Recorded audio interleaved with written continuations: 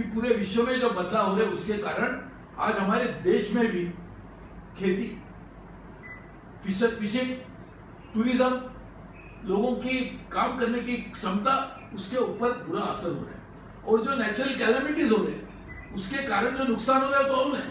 तो ये सभी का नतीजा देखकर हम कह सकते हैं कि भारत दुर्भाग्य से आज इसका शिकार बन गया है, जो जिसका कारण भारत नहीं है, लेकिन Bharat has become a victim and without being responsible for it. तो इसके लिए निपटने के लिए काफी काम करने की जरूरत है। इसमें मिटिगेशन करना चाहिए ताकि और ग्रीन हाउस गैसेज न बढ़े।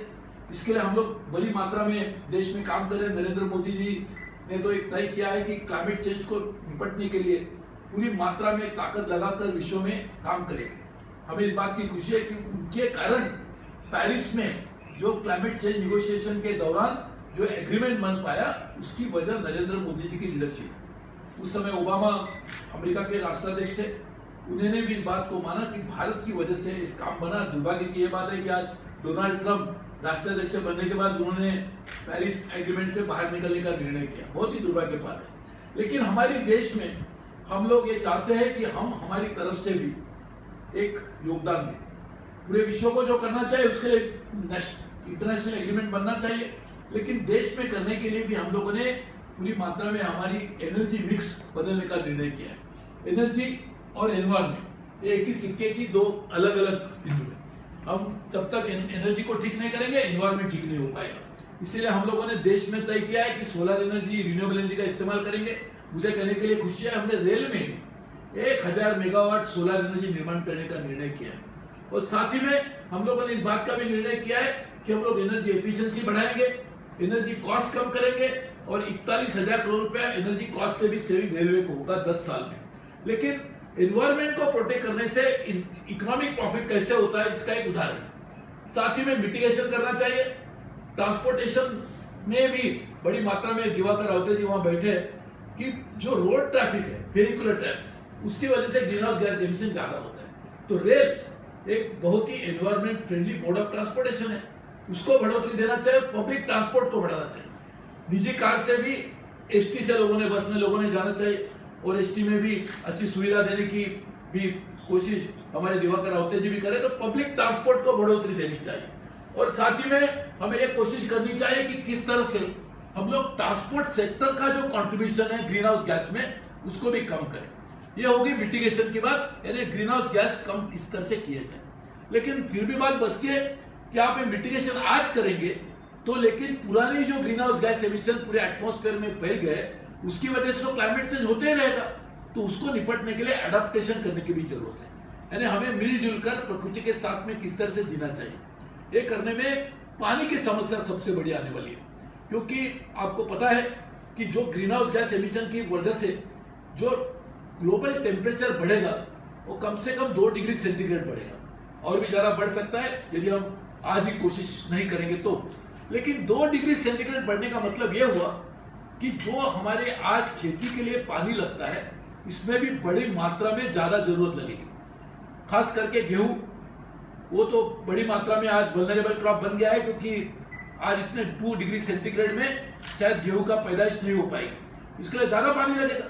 और आज भी देश में 85% करीबन पानी जो हमारे देश में है वो खेती के लिए जाता है। तो खेती के लिए और पानी लगेगा, तो नहीं तो हमारे किसान आज भी परेशान है और भी परेशान हो जाएंगे। इसीलिए पानी की समस्या एक बड़ी समस्या है, उसको निपटने के लिए वाटर कंजर्वेशन, वाटर प्लानिंग बड़ी मात्रा में करना चाहिए। वापस मुझे कहने के लिए खुशी है कि रेल में हम लोगों ने इस बात को तय किया है कि पूरी मात्रा में वाटर पॉलिसी हमने पहली बार बनाई, एनवायरमेंट डायरेक्टेड बनाया, और उसके तहत हम लोगों ने पानी की ऑडिट, वाटर बॉडीज बनाने का, रिवाइटलाइज करने का एक निर्णय किया है। उसके तहत आने वाले दिनों में भी पैसे की बचत भी होगी और पानी की खपत कम करने में भी हम लोग कामयाब रहेंगे। तो ये सभी लोगों ने करना चाहिए। नए क्रॉपिंग पैटर्न डेवलप करने चाहिए। क्रॉप पर ड्रॉप मोर क्रॉप, ये जो हमारा नारा है, उसको अच्छी मात्रा में हमें इम्प्लीमेंट करना चाहिए। तो इसलिए पूरी मात्रा में मिटिगेशन और एडाप्टेशन दोनों को ध्यान में रखते हुए क्लाइमेट चेंज को निपटना चाहिए। ये सब करने के लिए लोगों को जब तक पता नहीं होगा तो लोग कैसे निपटेंगे। आपको यदि कुछ रोग है पता चलेगा तो आप निदान नहीं होता है तो आप डॉक्टर के पास भी नहीं जाएंगे। इसीलिए ये साइंस एक्सप्रेस पूरे देश में दौड़ाने का फैसला हमने किया और आज पूरे देश में जा रही है।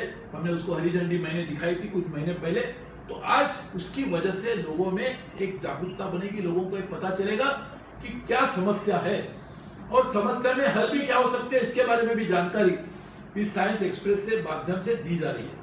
और कोई भी काम करना है तो उसको शास्त्रीय निदान होना चाहिए, शास्त्रीय सॉल्यूशन होना चाहिए।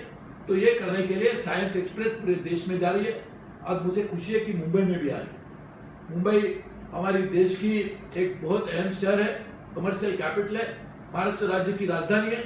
और मुंबई में जो समस्या है वो मुझे लगता है पूरे देश की समस्या का एक मिरर मुंबई में भी दिखाई देता है, आईना दिखाई देता है। जैसे कि हमारे पास कोस्ट लाइन है, मुंबई में दोनों तरफ से कोस्ट लाइन है, मुंबई आइलैंड सिटी है। तो मुंबई की जो कोस्ट लाइन है वो जो सी लेवल राइज होगी उसकी वजह से जो पानी समुद्र का पूरे अंदर आ जाएगा, उसकी वजह से तो छोटे छोटे जो आइलैंड है तो खत्म हो जाएंगे, लेकिन मुंबई को भी खतरा बनेगा और इसलिए मुंबई के लिए एक समस्या है। साथ ही में मुंबई की जो ट्रांसपोर्टेशन सिस्टम है, मुंबई सबर्बन रेलवे है, मेट्रो है, BST बसेस है, उसको ज्यादा हमने बढ़ोतरी देनी चाहिए। साथ ही में ज्यादा पेड़ लगाने चाहिए।